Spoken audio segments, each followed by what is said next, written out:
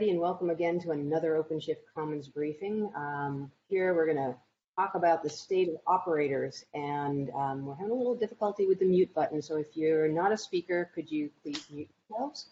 And I will try and keep everybody muted until the Q&A at the end. And today we have Daniel Messier, who's a product manager with the OpenShift team focused on operators, and he's going to take us through all things operators. And I'm going to let Daniel introduce himself and his topic, and you can ask questions in the chat because we have a lot of the operator team.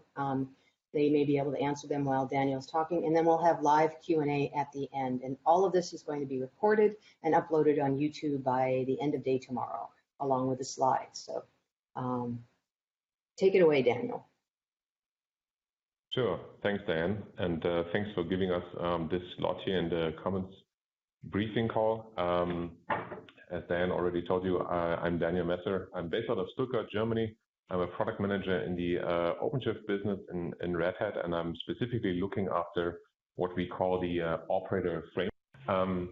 And I'm going to also tell you about a component today that I'm looking after, which is called Operator Hub. But first things first, I think the term operator shouldn't be new to most people on the call or listening to this recording. You probably or very likely have come across this term in the last 12 to 24 months, and this had mainly to do with a blog post that was released in 2016 by Chorus about the concept of operators, or in other words, putting application-specific operational knowledge into software and run it on top of Kubernetes. And that's really what operators are, and it's incredible how much traction and momentum this paradigm, this concept has gotten, right? So if you look at a list that we maintain here in our operator framework GitHub repository called Awesome Operators, it's been growing ever since. There are roughly 100 operators on there that we know about, not necessarily all that exist, but all those we know about that have a certain adoption are on that list, and there are many, many more logos than what's displayed here. So the concept of running an application and integrating it natively in Kubernetes from a lifecycle perspective has gotten tremendous adoption throughout the open source and the Kubernetes community. And if you just look at the sheer amount of talks at the last KubeCons in North America and Europe last year, and most likely again this year, where you also will find me in the European stop in Barcelona this year. It's amazing how much traction there is and how much contribution there is in this ecosystem as what seems to be becoming the new way of running applications, specifically applications that are a little bit more complex than stateful applications on top of Kubernetes and OpenShift. And to understand or to kind of reason about why this is so popular, you don't have to go very far, right? So the whole reason why we need operators is they fill a specific gap that still exists in the modern days of Docker and Kubernetes, right? So what Docker did for container adoption, specifically for developers, was very simple, right? We got rid of actually installing and packaging an application and making it available on various operating systems, right? We used the isolation that came with containers and C groups and various namespace resources in the kernel, and made it very easy to approach behind a single CI command, and boom, you have an easy way to ship your application, and you can be pretty sure that it's running on your colleague's laptop. So this brought simplicity to the world of developers, right? And the simplicity remains as long as you're on your own machine and as long as your application consists of maybe a handful of containers, right? Now, this really doesn't translate all the way into production, right? So we have a little bit more things to do and a little bit more stuff to look after the applications in production environments after they have been packaged and deployed, right? And even with Kubernetes, which basically gives us a way to run applications in containers at scale in a distributed environment, so across many nodes and with many containers, we are still not quite there when it comes to addressing running an application over an extended period of time in production, specifically when it comes to applications that have state. So stateless applications are fairly trivial, right? So all you need to do is you need to ensure that there are several copies of your application up for high availability and load balancing, and Kubernetes almost does all the rest for you, right? You hide these behind a replica set or a deployment, and you have traffic that gets load balanced across a number of these application instances in production, and that's pretty much it, right? So stateless applications are fairly well covered with the existing operational logic that you are able to express in Kubernetes. Yeah? When it comes to stateful applications, things get a little bit more hairy, right? And the community has been trying to address this with new OpenShift primitives and Kubernetes primitives like stateful sets or daemon sets or cron jobs, right? So aside from the concept of you have a stateless application, multiple instances of that, the community around Kubernetes has tried to come up with ways to make stateful applications feel at home in Kubernetes as well. So these are applications where it's not as easy as running a number of copies of this application binary containerized in a pod throughout your cluster. You actually need to have more things that need to happen before these applications make it onto the cluster and while they are forming on the cluster. They need to be typically aware of each other, right? So you have these days distributed applications that use clustering mechanisms like, for instance, etcd, which uses Raft to maintain cluster state. So it's not enough that there are multiple copies of the application out there. They also need to be aware of each other, need to be coordinating with each other in order to, deliver a useful functionality. And some of these application types could be addressed with things like stateful set, where you were at least able to guarantee a certain identity per pod. And then you could have an additional piece of logic running inside your pod as a sidecar or init container that would make use of this stable identity of the pod and would always be able to say, okay, I'm the master, I'm going to start a cluster and I'm going to wait for members to join before I actually offer service, right? But this is only half the story, right? What about things like actually reconfiguring the application, backing it up, recovering from partial loss of a typically clustered application? How do you restore from a backup, right? How do you expand a clustered application in size in a predictable way so that the cluster maintains state? These are things that you can't really do with the existing controllers, as we call them in Kubernetes and OpenShift, right? They are simply too simple and too generic for that. And what it really comes down to is that we need a way at some point to store application-specific orchestration and operational logic somewhere, right?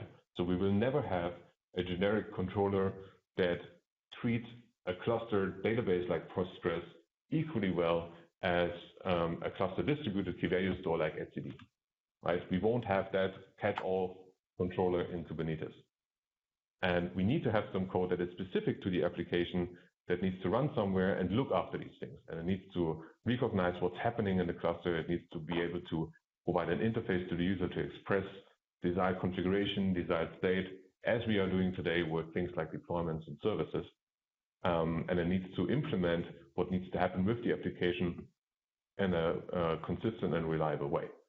And the answer to where we put this operational logic is operators, right?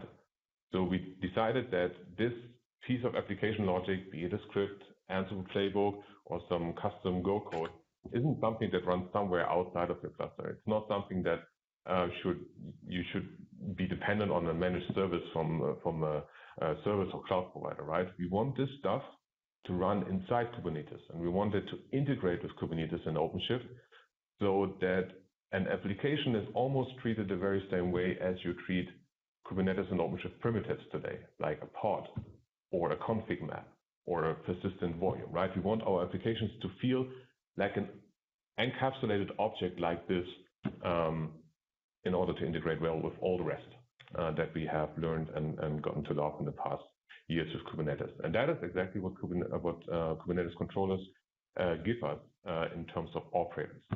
So when it comes down to what is actually an operator is custom operational logic for a specific application running inside Kubernetes as a workload, integrating with Kubernetes via the API. So what it really is these are custom resource controllers. These are custom controllers that come with custom resources. Kubernetes, thankfully, is very extensible these days, so we can introduce our own objects next to pod, services, secrets, config maps, and we can start to have objects that are called etcd cluster, or Postgres database, or MongoDB cluster. This is the interface that this custom controller gives to the user. The user creates these objects as they create deployments, replica sets, and whatnot on Kubernetes and OpenShift. But instead of a Kubernetes controller taking actions on these primitive things, we have an application-specific controller that is called the operator that reacts to these application definitions and desired user configuration and does the right thing. And this doing the right thing is that application-specific code. So what you end up with is you have a pod running in your OpenShift cluster that runs the operator binary. In that binary, you have, in some shape or form, the custom logic that implements what needs to happen when the application should be backed up, when it should be restored from a backup, or when you want to scale a cluster application. And this pod registers with the Kubernetes cluster and provides an API that the user can use as they are using other primitive objects that they know and love from Kubernetes and OpenShift.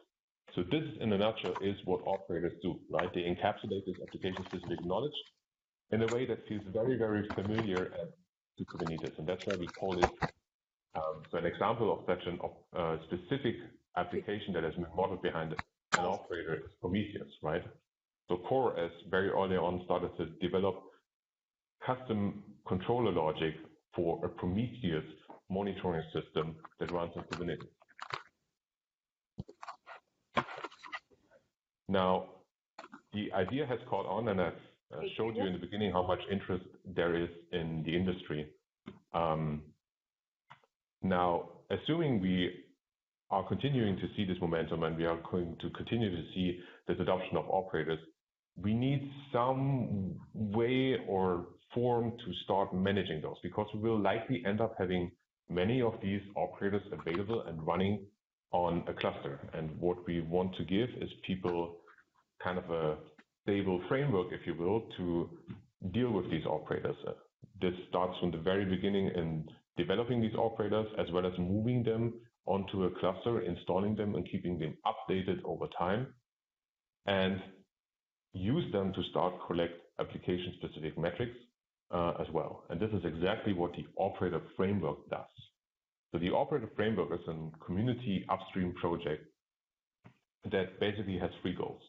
The first goal is to make it easy to write operators, right? If you want to write an operator or your custom controller in general on Kubernetes, you need to be fairly fluent in Go, as well as the Kubernetes API and the API machinery that gives you access to the Kubernetes cluster, right? Not all people, I think it's fair to say, not all people have that, but there are much more people that want to write operators. So there's a component called the SDK that allows you to easily write an operator without necessarily being a client Go expert or a controller runtime expert, okay? Now, you've written your operator. Now you need a way to offer it to the users, right? What we don't want to end up with is shipping a bunch of YAML files that people need to kubectl -f, and then things start to magically appear in their current namespace wherever they are, right? This is neither reproducible, nor does this give us consistent way of updating operators, which is very important, because when we fully buy into this concept of Kubernetes native applications, the entry point to deploy and update your application becomes the operator.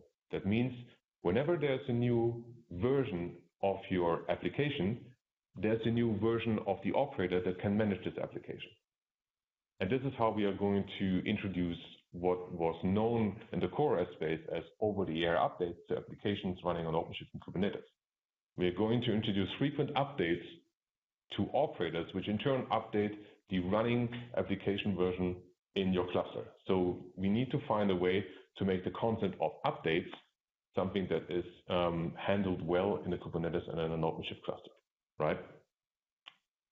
And then third is, since we now have programmatic control over how an application gets instantiated, how an application behaves over its lifecycle in the cluster, we can use that opportunity to start gathering metrics about these applications, which we can then expose in reports to, for instance, do showback and chargeback, or to react on certain metrics to automatically do something with the application, like scale the cluster capacity to accommodate for more load, right?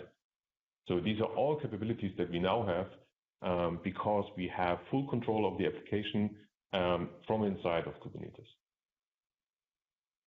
So let's see how this works in reality. So it all starts with, you want to write an operator. So there's a developer who has the intent to put operational logic into an operator pattern and deploy that in Kubernetes. So with the operator SDK, he can actually get started right away based on the fact that this SDK generates a very comprehensive scaffold that almost to, let's say, 80% cuts out all the boilerplate code that you need to write and maintain every time you create a custom controller, right? So when you write custom controllers, there are certain things that you need to do all the time, like register with the Kube API, watch for certain resource events, and so on and so on. So the operator SDK is able to scaffold a lot of that and make sure the code that you use for that is following practices and guidelines and whatnot. So actually, you can almost right away get started implementing the application logic, and you don't have to deal with all the details and intricacies of the Kubernetes API or Kubernetes controllers. So when you have that scaffolding and you put custom logic to it, what you end up with is an operator. At that point, that is basically an application that is able to integrate with the Kubernetes API and is packaged inside a container that will typically be run in a pod inside a Kubernetes cluster where the application should land as well. So that is the entry side of that. And here, the SDK gives you actually multiple options on how to make an operator. Now, in terms of maturity of what an operator can actually do with an application, we kind of came up with this model of operator lifecycle, so operator maturity, right? On the very left-hand side, you have the very basic capability of installing your application, right? So every operator needs to be able to do that, otherwise there is not a lot of value. There are cases where operators actually don't really install anything. They rather watch existing things that are already there on the cluster and start implementing some logic on this. So an example for this could be a scheduler that aims to consolidate as many pods on a certain set of nodes as possible, so that you can shut down idle nodes and save some money or power if you're running in your own data center, right? But normally, operators install applications, and that's the very basic level. Ideally, an operator is also capable of upgrading an application, and this is usually, especially in the world of stateful applications, not as simple as exchanging the container image that the pod is running on, right? So for a stateless application, that might be enough, but for a database, it's usually not enough, right? Because you need to do things like replaying the database log and make sure the thing is consistent. If any new features were added, you may need to regenerate certain indexes or regenerate certain things in order to make these new features available. So there might be additional steps except or outside of just running a new set of binaries to make an application upgrade correctly. So an operator with phase 2 capabilities would be able to do that for you, right? And he would be able to do that for you in a way that the application stays in service. Now, there are more things than upgrades, obviously. Especially with stateful applications, we need to have some form of recovery ability at some point, because as soon as we have state, we need to be able to either regenerate that state or restore it, i.e. you need to have a backup at some point in order to get back into service after a catastrophic failure of the entire cluster or an entire site, right? So phase 3 operator would be able to do that. And then you can start to do advanced things like actually looking at metrics and logs inside the applications to generate deep insights of what's going on in your application, right?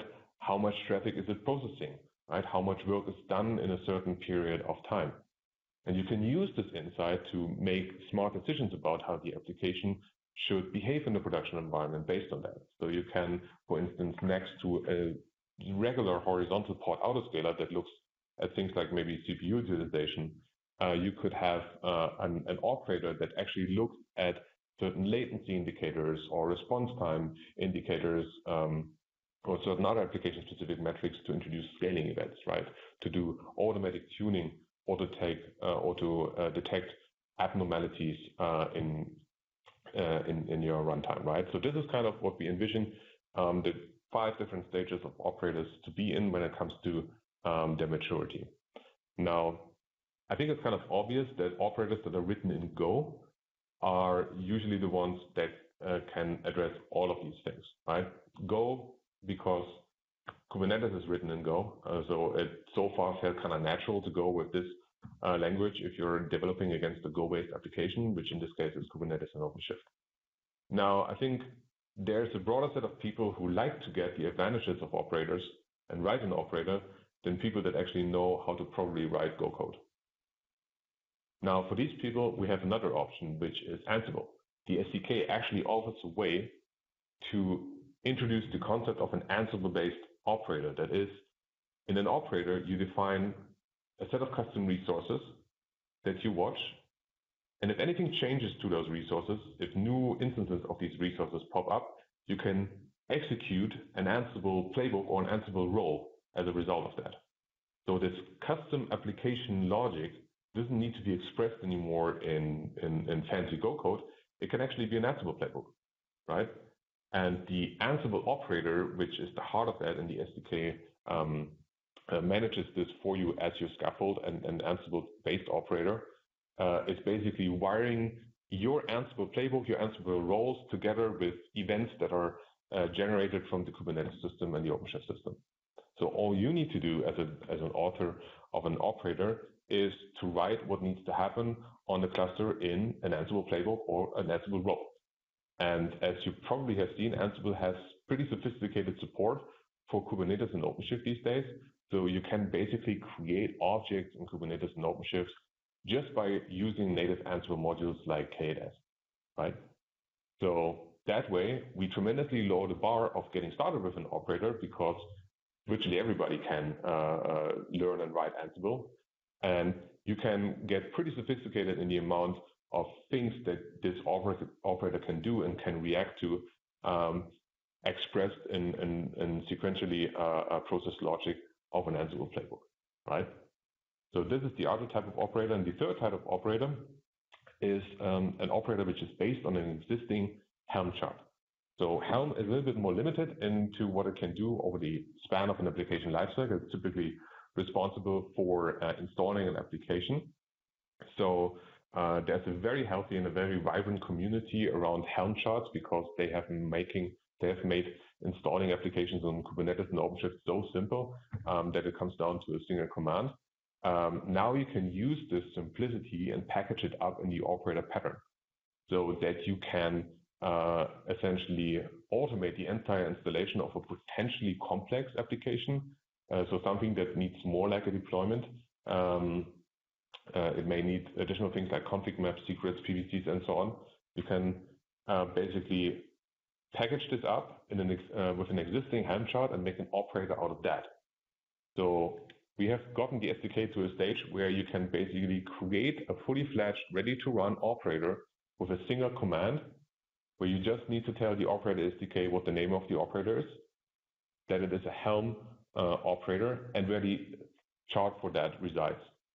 So this command, for instance, would generate a ready-to-run CockroachDB operator that does the same thing that the Helm chart does, but in a much more Kubernetes native way and without the requirement of running Tiller in your cluster or even having the Helm binary installed on your machine from where you access to Kubernetes cluster.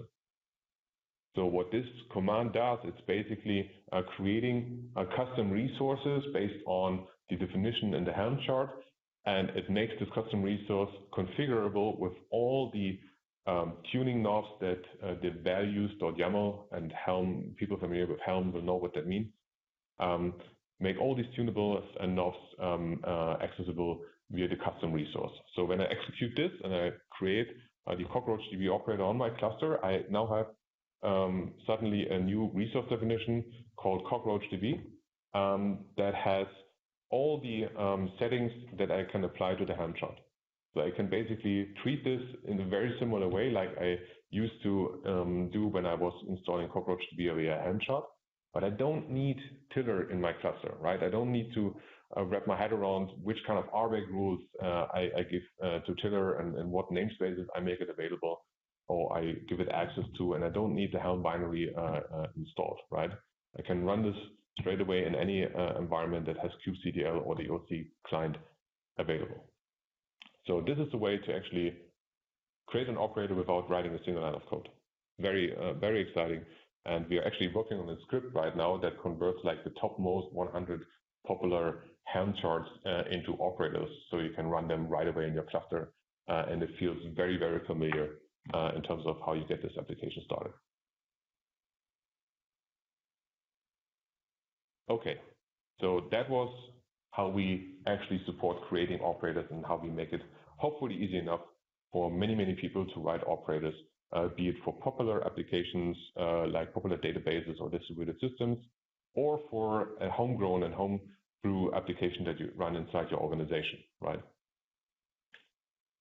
Now, the next challenge we need to address is how do we make this available to users on the cluster, right? As I said in the beginning, we don't want to kubectl a bunch of YAML files every time I want to make an operator, right? I want to have some control over that, and I actually also want to give people a chance to view what's actually getting installed when I create this operator on my cluster. So that's why we are asking developers to provide a little bit more metadata next to their operators in a couple of YAML constructs, which we call cluster service version. So in a cluster service version, that's basically a YAML file that accompanies your operator image. We basically give a little bit of information of what this operator can do, like which custom resource definitions it owns, what kind of RBAC roles it needs, which version it has. There's also text description of what this operator can do. And if you have multiple versions of this operator, which you will have as soon as there's an update to the application and new capabilities are added to the operator, resulting in a new version in an operator. There's also information in the metadata about which version replaces another. So we can use this metadata to create a package of this operator. And we give this package to the cluster administrator. And the cluster administrator can make this package part of a catalog that is available to a component called Operator Lifecycle Manager. So you can think of the Operator Lifecycle Manager of what YAM repositories are in the RPM world, right? So we don't want to install single RPMs and resolve all the dependencies ourselves and do all the automation that's necessary to do this. We want to have a utility that works off the concept of a repository or a catalog that does this for us, right? And YAM is a perfect example, right? So in the days before YAM, I had to do RPM-I, RPM-A, and then I find out, oh, it needs these kind of RPMs as a dependency, so I need to install those first. And then these dependencies require other dependencies, and all of a sudden I spent like 30 minutes in just finding out what this RPM needs in order to move it into my system, right? Operator Lifecycle Manager automates this kind of dependency resolution and this kind of housekeeping in order to track which packages are installed, which operators are installed, and where for operators, right? So it's something that the administrator configures to have certain repositories or catalogs, as we call them, available. And then users in the system can query these repositories or catalogs and list what operators are available to them to install, right? And now comes something that is very familiar to anyone who has ever worked on a Rails system. We basically create the intent to install an operator by creating what's called a subscription, right? So we subscribe to a channel that is part of the operator definition. So we give maintainers the ability to specify multiple distribution channels of their software, for instance, stable versus beta versus nightly build. So the concept of operator framework has the concept of channels built in. And as such, you would be able to ask as a user, operator lifecycle manager, what packages exist, what channels this package is available to. And when you, for instance, say, I want to have etcd from the preview channel, I can create a subscription object, and then operator lifecycle manager will instantiate the operator instance and set up all the things that are needed for this operator to run correctly, right? It will define all the custom resource definitions. It will make sure that any custom resource definitions that the operator depends on, but is not responsible for itself, will also be present. So you can essentially model dependencies between operators, and it will also set up the required role-based access control this operator needs, right? Because an operator is basically creating things like pods, services, PVCs on your behalf. So it needs to have the permission to do that. And OLM is basically responsible of giving that wherever an operator instance is made available, right? And then you can use an operator, right? So you use this by basically create an application, you you use the custom resource definition that ship with this operator, and you instantiate and manage your application this way. So if you want to have an etcd cluster, you create an etcd cluster object that has a spec section in which you define how many members this etcd cluster should have, which version it should run, how big the storage backend should be that it uses. And that feels very, very similar to as if you were describing a deployment or a service or a pod, right? And then there's the third component coming in, which is the metering part, which thanks to OLM being aware that an application is created and that an operator is running, can basically hook in here and start to collect metrics of your application and the underlying infrastructure in order to create reports and tell you this user using this application has consumed that amount of memory in the last 24 hours. That in a nutshell is what operator framework aims to do, right? So not only do we want to make it easy to adopt the operator pattern and get your mind wrapped around treating applications this way using custom controllers and Kubernetes, we also want to make that something that can run in production over an extended period of time. Because let's face it, if operators are successful, these will be long-lived services in your cluster, right? They are very much comparable to managed services you find in public clouds, like Amazon RDS, for instance. So this is a thing that will be in your cluster a longer time, so it needs to be something that finds its way into the cluster and to the users in a very consistent way, and it needs to be upgradable in order to give people new features and make sure the applications are updated. That in a nutshell is what operator framework does. Now, this seems a little bit convoluted, so we aim to make this experience, especially in OpenShift, very straightforward by implementing a marketplace or app store-like experience that we call Operator Hub. And actually, we can give you a little bit of a preview of how that is going to look like in production. So I have here somewhere my OpenShift 4 cluster. So this is an OpenShift 4 beta version that's currently out. You can actually try this yourself at try.openshift.com. And it's deployed, and hopefully I'm still logged in. Yes, looks like it. And now in the section catalog, there's a component called Operator Hub. So this is our, if you will, app store for operators. This is how, as a user, I see what operators the administrator has made available to me. Remember how the package was delivered to the admin and he made that part of a catalog that Operator Lifecycle Manager is aware of? This is what this will look like in OpenShift. So from here, I could say, oh, my application that I'm currently running or developing needs a persistent distributed key value store. What better to use than etcd? And thankfully, there's an operator for etcd available that relieves me from knowing anything about how to run an etcd cluster in production. So I can simply go here, read about what this operator does for me, what etcd is in the first place, and what the operator can do, like automated updates, for instance, backup and restore, high availability, and most importantly, I can directly install it from here. I install it, so during installation, as I mentioned, create a subscription to a specific channel. So in this beta version, there's only the alpha channel available, and I can also set the target here.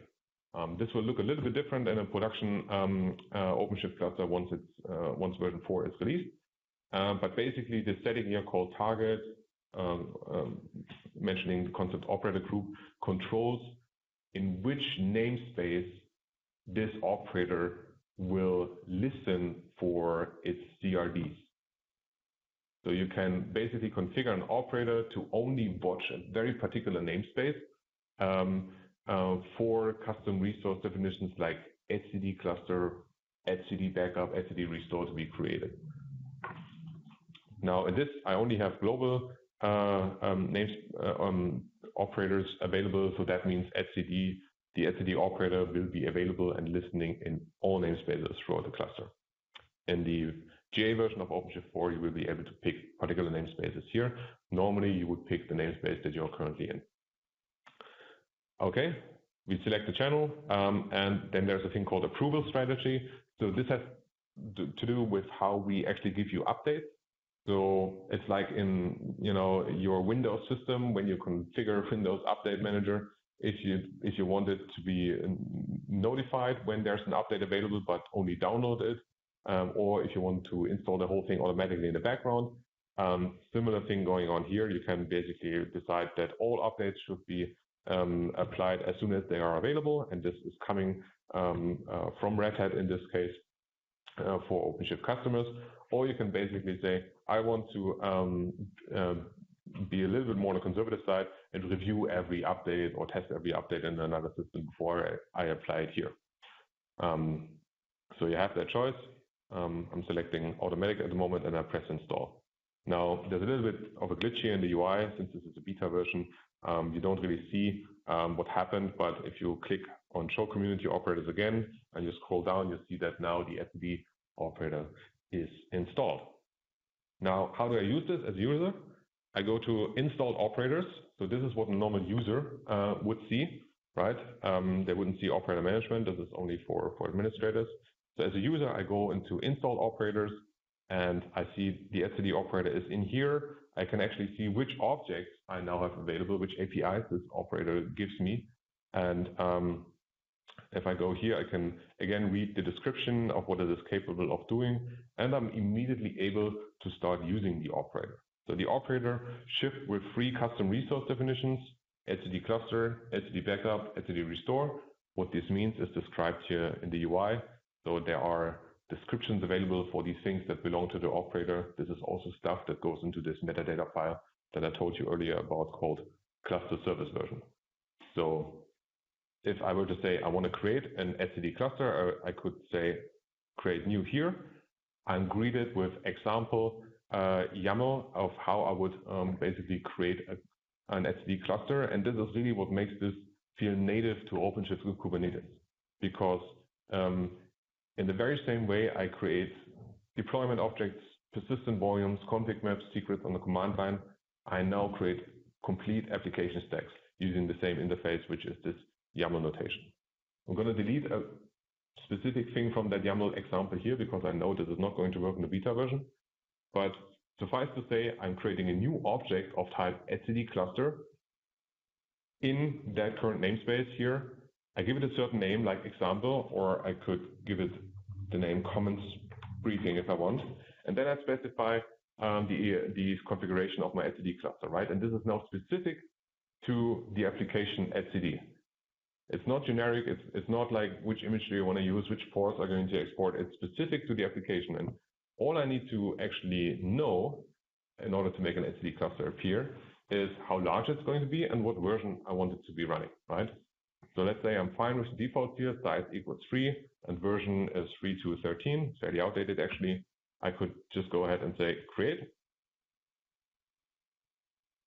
And then I'm getting thrown back to the UI that shows me all the instances of this particular new resource type etcd cluster that is available in my cluster. If I click it, I can see here the definition it's currently creating. So I can see here the resources in a couple of seconds, hopefully. There will be pods that are spawning up here, and I will be able to see how an etcd cluster actually is made up. So if the demo gods are with me, maybe there's a bug in my cluster, given that it's beta, that may not be working right now, but you kind of get the concept, right?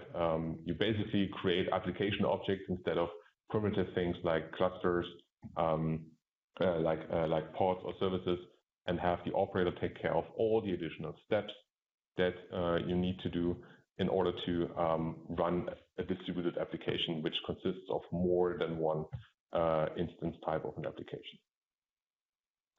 Okay, I don't want to take up too much time, but hopefully you got the gist of what the experience will be like when OpenShift 4 releases. It will be fairly UI-driven and fairly straightforward, even if you have never used that application before. That's what we want.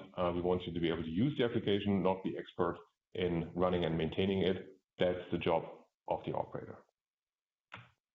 All right. Well, there are a few questions, and I think in the chat, if you want to pop over there and take a look, Julin is asking, and Peter Larson's been doing a pretty good job of answering them, but I think maybe you might want to take a look at a couple of things just to clear them up verbally for the recording.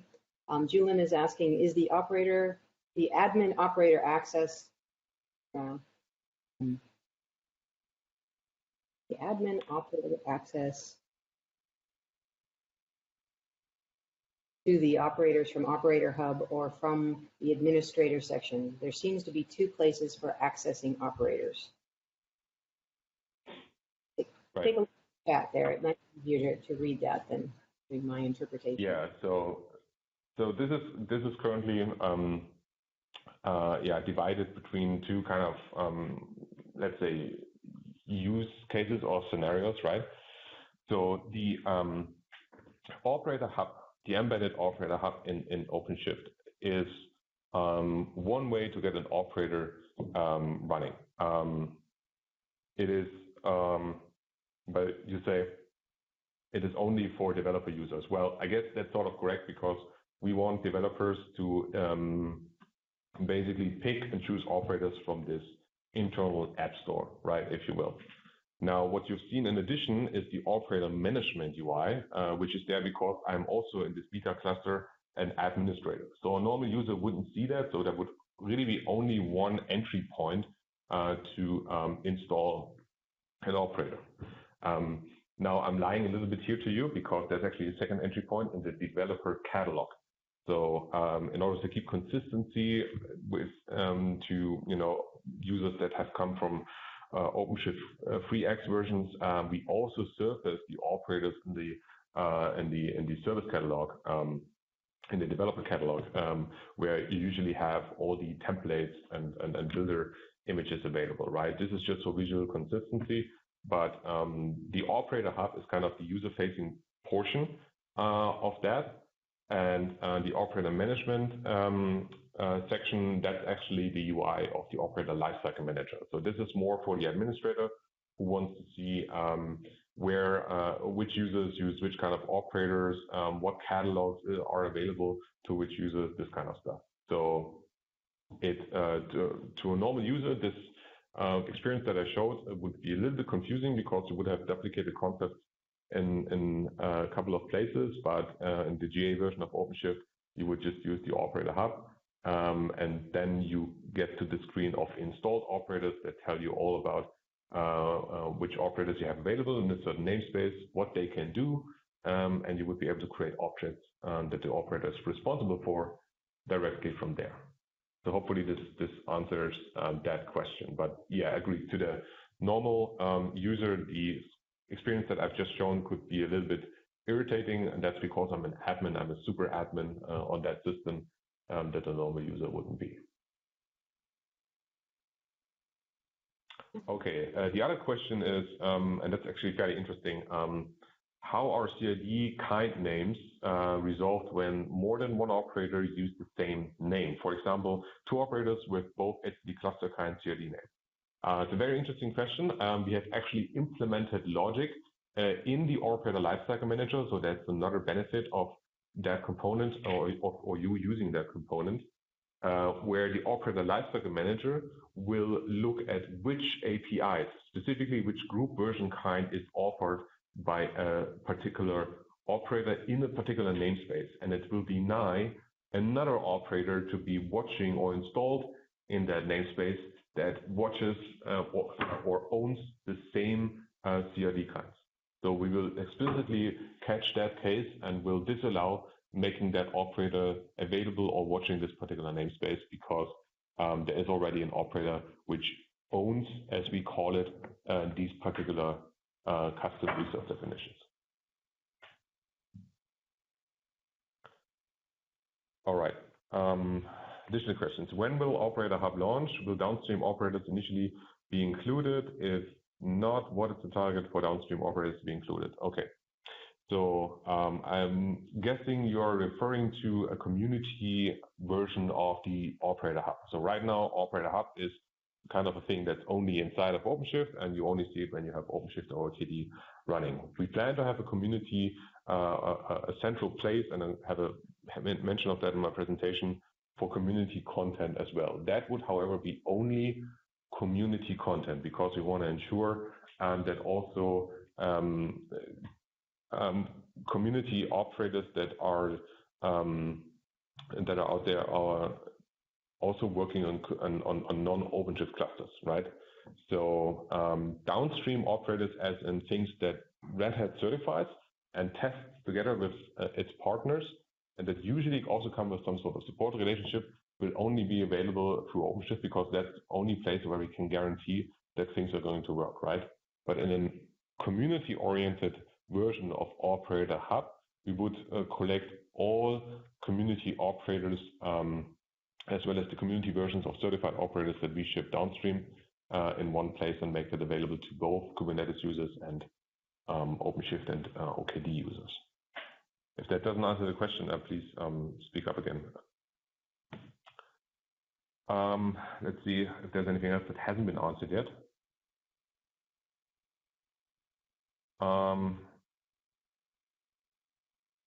Don't think so. So I think we have.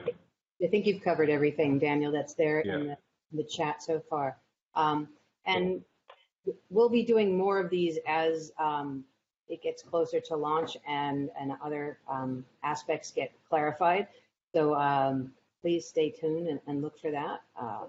As well as we're going to be hosting a very operator-centric OpenShift Commons gathering in March 11th in Santa Clara in the Silicon Valley. And if you're interested in coming to that, let me know. Ping me and I'll get you a pass so you can come and join us. And all of that content will also be uploaded and added to the YouTube channel. So you'll be, if you can't come to Silicon Valley, you'll be able to watch it online as well. So stay tuned. There'll be lots of interesting updates coming in the next few months as we get closer to OpenShift or OCP 4.0 release and Red Hat Summit as well. So stay tuned. So yes, Peter is right. Operators, on specifically the embedded Operator Hub, was already available in 3.11 as a beta version, and it will still be available, right? So we have all the community operators there as well. So theoretically, people can use them. And so far, I haven't seen operators that depend on things that we do specifically in 4.x. So 3.x users can still benefit from the operators that we have. The visual experience in the console of 3.11 may differ a little bit of what we have in 4.x because we have a brand new console implementation in 4.x. But effectively, you still keep both options in both versions. You can use operators in 3.11, you can use templates in 3.11, and you can do the same thing on 4.0, right?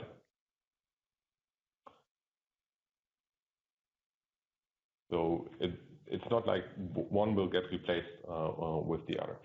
Yeah, I think that's something a point that we can add into an FAQ as well, on documentation. Yes, and dimensional templates brings up an interesting point, is because I've been asked this now a couple of times as well, specifically in the context of Helm, because so far we have been advocating to use OpenShift templates versus Helm charts, and people have gotten to love the Helm charts and the variety of Helm charts there are. Now with the SDK, which is obviously also something that works on 3.11, you have a very easy way to basically convert every existing Helm chart into a running operator, right? And you can then still benefit of all the additional logic that is inside the Helm chart to install a certain application when we have no template available for that, for instance.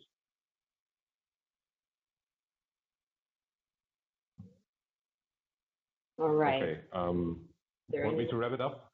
I think we're going to wrap it up there, and we'll post this. And then if you have more questions, just ping Daniel or myself or Rob Smansky or anyone in Kubernetes-operators on the Kubernetes Slack channel or in the OpenShift Commons channel. We'll definitely try and answer everything we can as we roll all of this out.